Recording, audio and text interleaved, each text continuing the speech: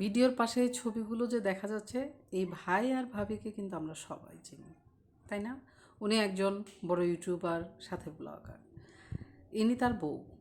কথা হলো, নজর বলতে যে একটা কিছু আছে, এটা একদমই সত্যি।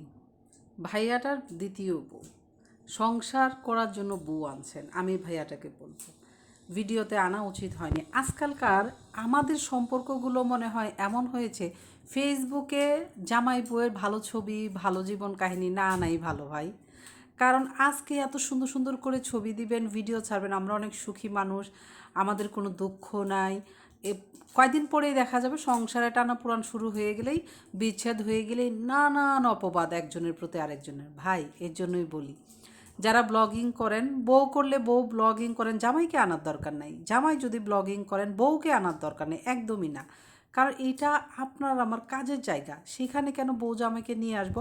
আবার 2 দিন পরে দেখা যাবে ঝগড়াঝাটি হোক, বিচ্ছেদ হোক, সেটা নিয়ে শুরু হয়ে যাচ্ছে এই তুলকালাম। মানুষ জানে, সমাজ জানে, যারা আমাদেরকে চিনে না, জীবনেও দেখে নাই, তারা পর্যন্ত জানে যাবে। কি দরকার ভাই?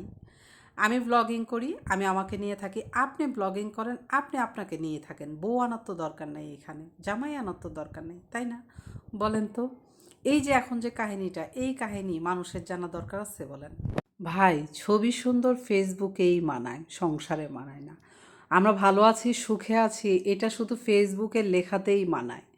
বাস্তব জীবনে আমরা সুখ আর দুঃখ মিলিয়ে আমাদের জীবন। হাজব্যান্ড ওয়াইফ ঝগড়া থাকবে, কথা কাটাকাটি থাকবে, মান অভিমান থাকবে, কথা বন্ধও থাকবে, আবার কিছু কিছু কারণে বিচ্ছেদও ঘটে যায়। সব কিছু থাকবে আমাদের জীবনে। আমরা যতদিন বেঁচে আছি, এই সব নিয়ে আমাদের জীবন, তাই না? সেহেতু এই সব বিষয়টা কেন আমি পাবলিকলি আনবো বলেন তো? কারণ যে পাবলিক আমি আমি আমাকে চিনে না, আমি তাকে চিনি না, আমার দুঃখগুলো তার সঙ্গে শেয়ার করার কোনো দরকার নেই। আমার সংসারের একদম কি বলবো, নাড়ি ভুড়ি বের করে মানুষকে দেখানোর দরকার আছে আমার সংসারে কি ঘটতেছে না ঘটতেছে? এতে করে সারা জীবন একটা দূষিত তলে থাকবেন। তুমি তো এরকম করেছিলা, তুমি তো এরকম করেছিলা। তো এইসব না করে ভাই, আমাদের এখানে কাজের জায়গা, কাজ নিয়ে থাকেন, দেখবেন সবসময় ভালোই হবে। আসলে সংসার কারোর বিচ্ছেদ হোক, কেউ সংসার ছাড়া হোক, এটা যেন আল্লাহ কারোরই না করেন।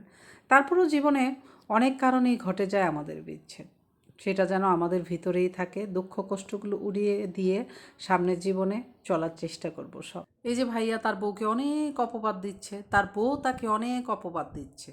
একটা সময় কি হবে বলেন তো? আপনি আবার আরেকটা বিয়ে করবেন, আপনার বউয়ের আবার আরেকটা বিয়ে হবে। এই অপবাদগুলি কী করবে জানেন? মানুষ আপনাদেরকে আবার সেই অপবাদের কথাগুলো মনে করিয়ে দিতে থাকবে। আজকে যদি আপনারা ফেসবুকে না থাকতেন, এই ঘটনাগুলি ঘটতো না।